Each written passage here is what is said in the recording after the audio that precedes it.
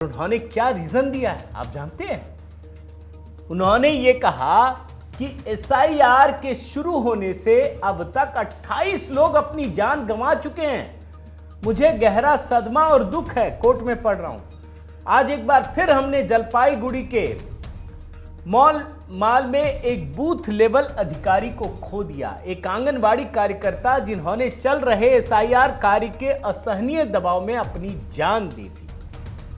अब बताइए ये कहां से लेकर आए हैं ये लोग? कौन है? चुनाव आयोग तो नहीं कह रहा, मतलब काम करेंगे और वो हो जाएगा। और दोस्तों मैं आपको बताऊं, केरल में भी ऐसी ही कहानी इन लोगों ने प्लांट की थी। पता चला कि वहां तो सर कांग्रेस और लेफ्ट के बीच दबाव डाल रहे थे, जिसकी वजह से यह काम हुआ है। और ममता की चिट्ठी पर चुनाव आयोग ने जवाब दिया है। जो चुनाव आयोग के सूत्र हैं वो बताते हैं कि भाई जो बीएलओ है उनको पूरी ट्रेनिंग दी गई है, सीईओ ऑफिस से ट्रेनिंग दी गई है। अब तो इस पूरी चिट्ठी को देखा जा रहा है, क्योंकि एक एक हिस्से को, ममता बनर्जी मुख्यमंत्री हैं, अगर वो इल्जाम लगा रही हैं तो चुनाव आयोग उसका विस्तार से जवाब देने वाला है।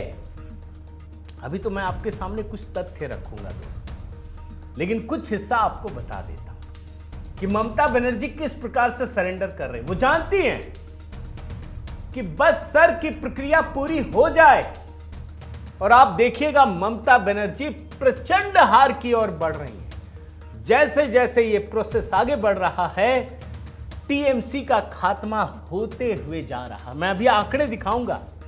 और इसीलिए ममता बनर्जी ने दोस्तों राहुल गांधी का तरीका अपनाया। वो भूल रही हैं बिहार में ये मुद्दा नहीं बना, हाथ में संविधान और सड़क पर रैली निकाल रही हैं। मैं जरा आपको उनका एक विजुअल दिखाता हूं, आप देखिए इस विजुअल को। सर के खिलाफ मैं बोलता हूं ना, ममता बनर्जी फाइटर हैं। वो डिफेंसिव मोड में कभी नहीं रहते, एकदम ऑफेंसिव मोड में, बिल्कुल एग्रेसिव तरीके से वो काम करती हैं। लेकिन इस बार काम नहीं आएगा।